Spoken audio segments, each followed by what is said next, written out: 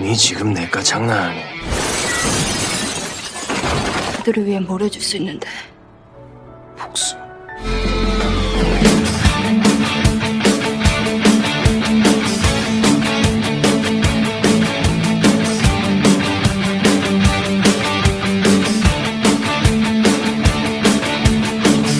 Assalamualaikum warahmatullahi wabarakatuh.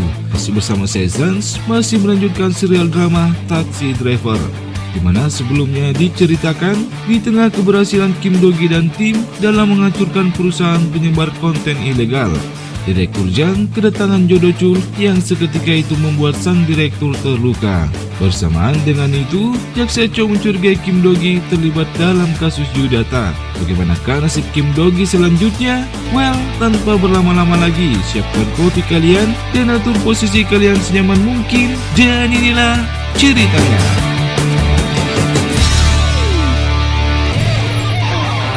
Sementara itu, Jaksa Cho yang mendatangi lokasi kejadian mendapati ID card Kim Do-gi dalam barisan barang bukti. Merasa penasaran, Jaksa Cho kemudian mendatangi Direktur Jang di rumah sakit dan menanyakan tentang Kim Do-gi yang ID card-nya ditemukan di lokasi kejadian. Direktur Jang pun berusaha melindungi Kim Do-gi dengan beralasan bahwa sebelumnya Kim Do-gi memang sempat bekerja di sana, namun ia telah berhenti. Meski telah mendapat jawaban, namun Jaksa Cho terlihat masih menyimpan kecurigaan. Di sisi lain, Hana tengah menggelar jumpa pers untuk mengumumkan kepada publik tentang kejahatan yang telah dilakukan perusahaan digital Yudata dan akan mengadili semua yang terlibat di dalamnya. 이와 동시에 디지털 장애업체를 만들어 있습니다. 감사합니다. Seusai itu, Hana ditemui Jaksa Cho. Betapa terkejutnya ia mengetahui bahwa ID card Kim Do-gi ditemukan di lokasi kejadian. Jaksa Cho kemudian meminta Jaksa Hana untuk menyelidiki Kim Do-gi. 이거 간단한 사건 아니야. Seperti dugaannya, Jaksa Hana kini mulai mencurigai Kim Do-gi sebagai dalang di balik semuanya, mulai dari kasus hilangnya Do-chul hingga kejadian di malam itu. Kecurigaannya itu pun ia ungkapkan kepada Pak Wang, namun saat ditanya siapa namanya, Hana terlihat diam dan berlalu begitu saja. 그 아는 사람이 도대체 누군 겁니까? Di malam harinya, Jaksa Hana secara khusus mendatangi Kim Do-gi di kediamannya. Sembari mencari informasi, Jaksa Hana mengajak Kim Do-gi berbicara dan sesekali melihat keadaan rumah Kim Do-gi. Hana pun sempat melihat 2 kunci mobil dan menanyakannya kepada Kim Do-gi. Namun Kim Do-gi yang menjawab bahwa ia hanya menggunakan 1 mobil membuatnya semakin yakin bahwa Kim Do-gi adalah pelaku utamanya. Untuk itu Jaksa Hana kemudian meminta Jaksa Wang untuk menyelidiki data panggilan telepon milik Kim Do-gi. 내가 모조리요. 홍신조의 대상자네. 네, 좋아하시네요. Keesokan harinya, mekanik Choi mendatangi kantor kepolisian untuk melaporkan sebuah penipuan, yang mana sebelumnya ia mendapat telepon dari seseorang yang mengaku sebagai jaksa dan meminta uang di rekeningnya ditransfer karena terlibat kasus penipuan investasi. Namun ternyata di kantor kepolisian telah banyak orang yang mengadukan kasus yang sama dengan Choi, termasuk seorang nenek yang kesehariannya hanya mengumpulkan kardus bekas, berhasil mengumpulkan $1.000. Namun semua uangnya habis akibat ulah sang penipu. Sempat akan mengakhiri hidupnya, namun beruntung Choi berhasil menyelamatkannya.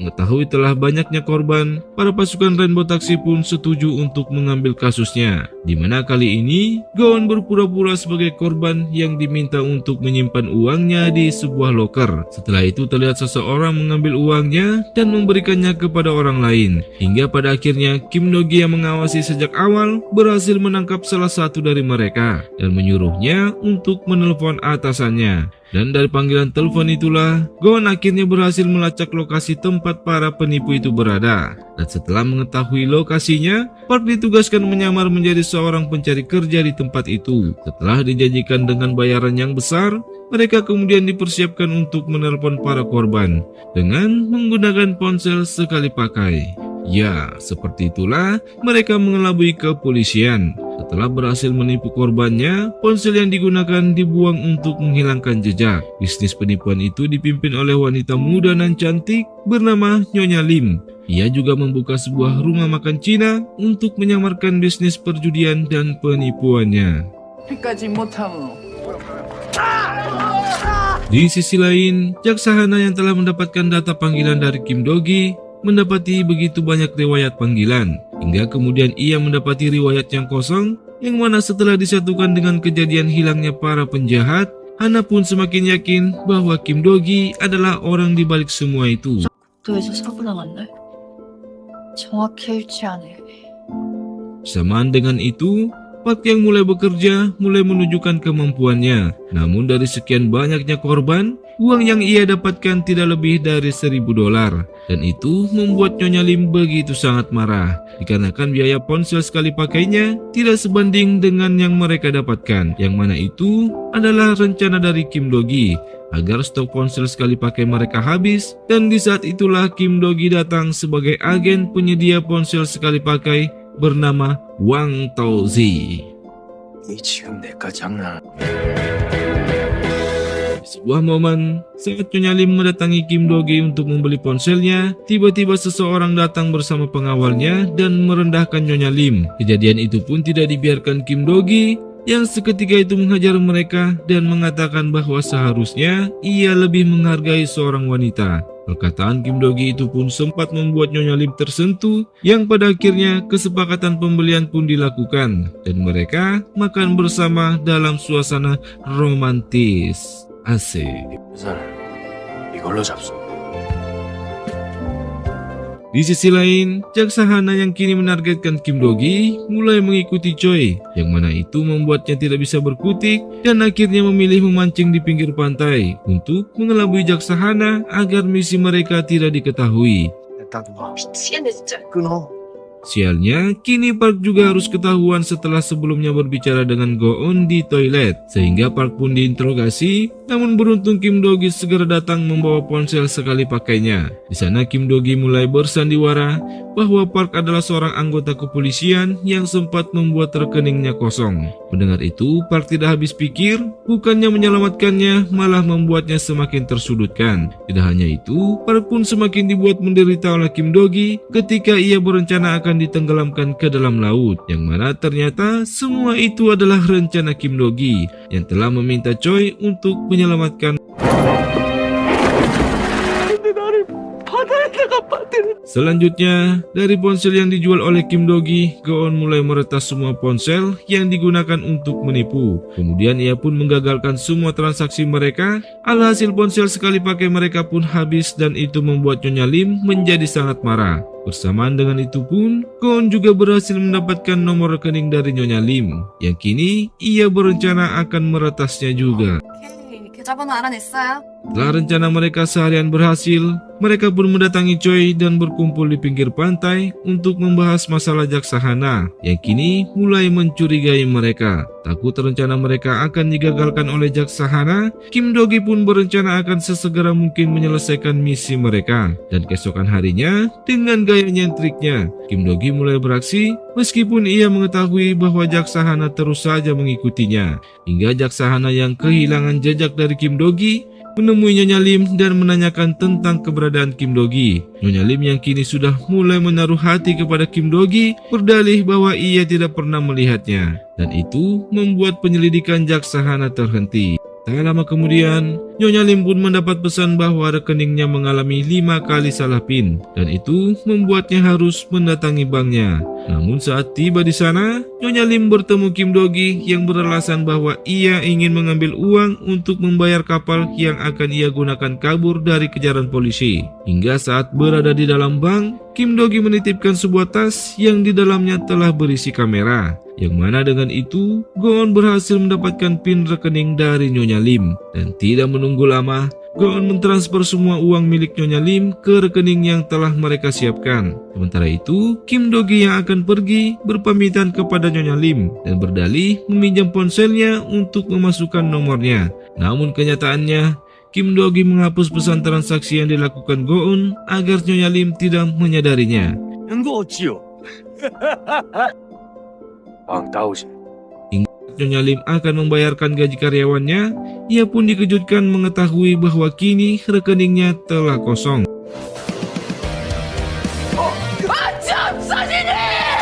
Bodohnya ia menganggap bahwa itu adalah perbuatan kepolisian. Nyonya Lim kemudian menelpon Kim Dogi dan memintanya untuk berbalik arah. Namun Kim Dogi yang kenyataannya tidak kemana-mana mengaku bahwa kini ia telah berlayar dan butuh biaya untuk menyuruh kapalnya berbalik arah. Tanpa pikir panjang, Nyonya Lim yang panik menyanggupi berapapun biayanya. Dan dengan uangnya yang tersisa, Nyonya Lim pun menaruh uang itu di loker yang seketika itu diambil oleh Choi. Namun betapa terkejutnya Nyonya Lim, di dalam kapal bukannya bertemu dengan Wang Taozi, ia malah ditunggu anak buahnya yang terus saja menuntut gaji mereka.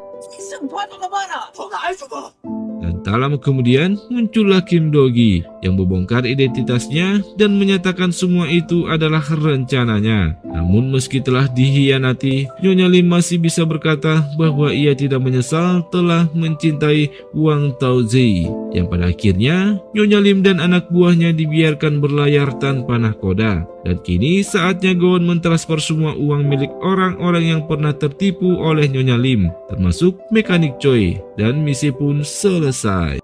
그때 뺏겼던 돈 100만 원이요. 고마워요. 건강하세요, 할머니. Seperti biasa, setelah semuanya terungkap, barulah para jaksa dan kepolisian datang dan menangkap para pegawai yang tersisa. Hana yang mengetahui bos dan asistennya menghilang, meyakini bahwa itu adalah perbuatan Kim Dogi. Untuk itu, jaksa Hana diam-diam berada di depan rumah Direktur Jang dan mendapati sebuah taksi mewah masuk ke dalam garasi sang direktur. Hal itu pun kemudian ia sampaikan kepada jaksa Chow dan meminta surat penggeledahan atas nama Direktur Jang, di mana dari bukti yang jaksa Hana dapatkan, taksi mewah yang menjemput Dochul sama persis dengan taksi yang masuk ke dalam kediaman Direktur Jang. Terlebih lagi, di lokasi tewasnya pimpinan Yang Jin, ditemukan ID card milik Kim Dogi. Jaksa Hana meyakini bahwa Kim Dogi menyekap membunuh para penjahat di kediaman Direktur Jang. Meski berat hati, jaksa Chow pun memberikan surat penggeledahan atas nama sahabatnya itu. Esokan harinya, saat makan siang, jaksa Chow pun berterus terang kepada Direktur Jang atas penggeledahan yang dilakukan jaksa Hana, dan itu cukup membuat sang direktur terkejut. Sementara jaksa Hana yang kini telah tiba di kediaman Direktur Jang, namun beruntung kedatangan mereka diketahui Goon dan yang lainnya, sehingga mereka mulai berkemas dan menutup semua pintu masuk ruang rahasia, sehingga jaksa Hana dan para anak buahnya tidak berhasil menemukan sesuatu yang mencurigakan. Bahkan setelah dilakukan tes DNA sidik jari, tidak ditemukan DNA para penjahat yang hilang. 저가 있을 만한 데가 없는데 말입니다. 향같은 눈치챈 것 같아. Kesal dengan kegagalannya, jaksa Hana kemudian mengajak Kim Dogi bertemu dan menanyakan keberadaan para penjahat yang hilang. Dalam pertemuannya, jaksa Hana menegaskan meski ia belum memiliki bukti, namun semua benang merah mengarah kepada Kim Dogi. Dengan tenang Kim Dogi kemudian mengatakan jika memang itu adalah dirinya, maka semua itu ia lakukan dikarenakan hukum bekerja sangat lemah. Meski mereka mengetahui siapa penjahatnya, namun karena kurangnya bukti sehingga mereka tidak bisa menghukum para penjahat. Tidak terima akan hal itu, Hana membantah. Meski 100 penjahat bebas akan hal itu, namun setidaknya itu bentuk usaha mereka menegakkan keadilan. Kim Dogi pun mempertanyakan bagaimana dengan nasib korban dari 100 penjahat itu, yang sama sekali tidak pernah mereka pertimbangkan. Tidak ingin kalah, jaksa Hana menuduh bahwa itu hanyalah alasan Kim Dogi yang tidak ada bedanya dengan penjahat. 똑같은 범법자라고. 이미 벌어졌고. Di tengah kasusnya yang belum juga usai, jaksa Hana kini dihadapkan lagi dengan kasus hilangnya seorang yang bernama Dong Hee, yang diduga telah menjadi pembunuhan dari seorang yang bernama Yong Tae. Sementara itu di sisi lain, Kim Dogi juga mendapat kasus yang sama dari seorang ayah yang anaknya hilang yang juga bernama Dong Hee. Ayahnya bercerita bahwa Dong Hee adalah anak yang baik. Namun entah apa yang terjadi, pada suatu hari, Dong Hee yang saat itu berencana menemui seseorang yang bernama Yong Tae yang berjanji akan memberikannya pekerjaan. Namun setelah berhari-hari, Dong Hee yang ia ketahui sempat masuk ke dalam rumah bersama Yong Tae tidak pernah lagi keluar dari rumah itu. Seorang yang bernama Wusuk yang juga sempat masuk ke dalam rumah yang ia yakini bahwa mungkin Wusuk mengetahui apa yang terjadi dengan Dong Hee. Sang ayah kemudian menunjukkan foto Yong Tae dan betapa terkejutnya Kim Dogi. Yong Tae yang dimaksud sang ayah ternyata adalah asisten dari pimpinan baik. 바로 이놈입니다. Setelah menceritakan semuanya, sang ayah diturunkan di sebuah tempat permainan game dan diminta untuk memilih balas dendam ataukah tidak. Namun yang tak terduga, sang ayah malah mengurungkan niatnya, yang pada akhirnya Direktur Jang memutuskan untuk tidak melanjutkan kasusnya. Namun saat Kim Do-gi menunjukkan foto dari Yong Tae, seketika itu membuat sang direktur terdiam. Dan di saat yang bersamaan, Jaksa Hana kini mulai menginterogasi Yong Tae atas kasus hilangnya Dong Hee. Namun karena kurangnya bukti, sehingga Yong Tae dibebaskan begitu saja. Keadaan itu pun membuat Jaksa Hana pusing, di mana sama sekali tidak ada jejak tentang kematian Dong Hee. 증거가 없잖아, 증거가. 기각됐는데 말입니다. Kembali ke Kim Do-gi, Direktur Jang yang mengetahui bahwa kemungkinan yang membunuh Dong Hee adalah Yong Tae membuatnya akhirnya menemui pimpinan baik. Namun setelah berada di sana, betapa terkejutnya Direktur Jang. Ternyata mereka adalah saudara kembar. Asisten pimpinan baik bernama Sok Tae dan pelaku pembunuhan adalah Yong Tae. Dan mereka semua berada dalam naungan pimpinan baik. Mengetahui hal itu, Kim Do-gi pun berencana akan menyelidiki pimpinan baik yang diduga terlibat pembunuhan tanpa jasa. 지실 없는 살인이냐. 저들이 뭐라고 다니는 거지.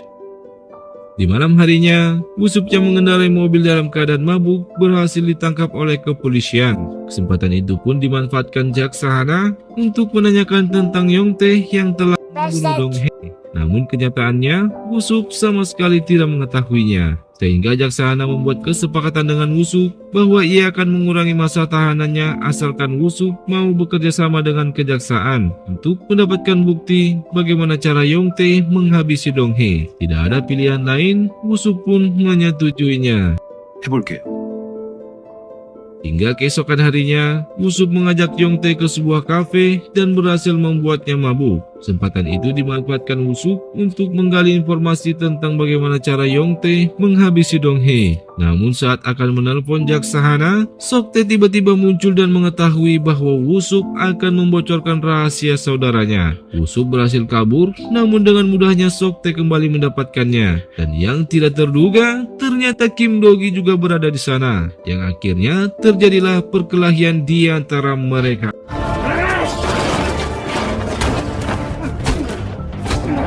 Namun sebuah mobil patroli datang yang mengakhiri pertarungan di antara mereka. Sementara Woo-sup yang berhasil kabur, tiba-tiba bertemu dengan Yong Tae yang ternyata sebelumnya berpura-pura mabuk.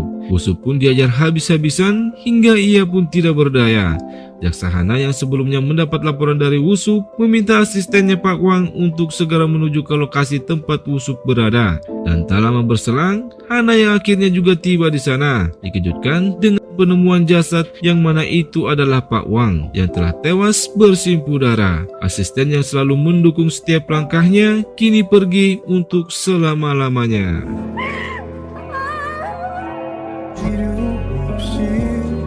Yang mana ternyata sebelumnya saat Woo-sup diajar oleh Yong Tae, Pak Wang telah datang dan berhasil menyelamatkannya hingga terjadilah perkelahian di antara Pak Wang dan Yong Tae. Yong Tae sempat dihajar hingga tak berdaya, namun Sok Tae tiba-tiba muncul dari belakang dan seketika itu menusuk Pak Wang beberapa kali, yang membuat Pak Wang tidak sempat melawan dan tewas saat itu juga. 잡혀가자. Dalam sedih dan amarahnya, Jaksa Hana kemudian mendatangi Yong Tae untuk menangkapnya. Namun setelah dilakukan interogasi, Jaksa Hana yang lagi-lagi tidak mempunyai bukti yang kuat, akhirnya mau tidak mau melepaskan Yong Tae begitu saja. 구영태, 증거가 없지 않냐. Saat itulah, Jaksa Hana yang memendam kemarahan yang sangat dalam mulai membenarkan perkataan Kim Do-gi sebelumnya yang menyatakan bahwa meski mereka telah mengetahui siapa pembunuhnya, namun karena kurangnya bukti, maka para penjahat bebas berkeliaran tanpa rasa bersalah. Dan karena itu, satu-satunya jalan adalah mengabaikan hukum dan balas dendam adalah solusinya. 뭘 해줄 수 있는데. Seperti termakan oleh omongannya sendiri, Jaksa Hana kemudian menghubungi taksi mewah dan menceritakan semuanya kepada Kim Do-gi. Dan seperti biasa, Hana dibawa ke sebuah tempat permainan game dan diminta untuk menjawab pertanyaan apakah ia akan melakukan balas dendam. 구영태. Misi pun diterima, namun dikarenakan kejahatan yang mereka tangani saat ini mengarah kepada orang yang sama, para anggota taksi Rainbow pun sepakat untuk mengungkap kasus pembunuhan Dong Hae terlebih dahulu. Kim Do-gi mulai menyisir area terjadinya pembunuhan Dong Hae, dan dari seorang pemilik rumah makan, Kim Do-gi mendapati rumah yang menjadi target mereka selalu mengeluarkan uap asap yang mencurigakan. Dan yang menguatkan mereka, sebuah galon air yang meleleh membuat mereka meyakini bahwa para penjahat menggunakan asam sulfat dalam menghilangkan jasad para korban. Jaksa Hana yang mendapat laporan dari Kim Do-gi mulai menyelidiki perusahaan milik pimpinan baik. Dan dari sana ia mendapati bahwa perusahaan selalu membeli asam sulfat secara rutin. Mengetahui hal itu, Park dan Choi kemudian ditugaskan menyamar menjadi karyawan perusahaan yang membawa asam sulfat. Dan dari sebuah GPS yang dipasangkan oleh Park dan Choi, Kim Do-gi mulai mengikuti kemana mereka membawanya. Dan setelah tiba di lokasi, Kim Do-gi yang menghajar semua penjaga kemudian masuk ke dalam ruangan tempat mereka melenyapkan jasad para korban dengan asam sulfat. Dan betapa terkejutnya Kim Do-gi melihat jasad Woo-sup dengan luka goresan panjang di tubuhnya, yang ia yakini bahwa Woo-sup telah diambil organ dalamnya. Sambil menahan mualnya, Kim Do-gi berkesimpulan bahwa itu adalah sindikat perdagangan organ dalam manusia. 흥신처야. Untuk memastikannya, Kim Do-gi kembali masuk dan mendapati seseorang yang bukan dokter tengah bersiap akan mengambil organ dalam dari seorang pasien. Namun tak lama kemudian datanglah Yong-tae dan terjadilah perkelahian di antara mereka.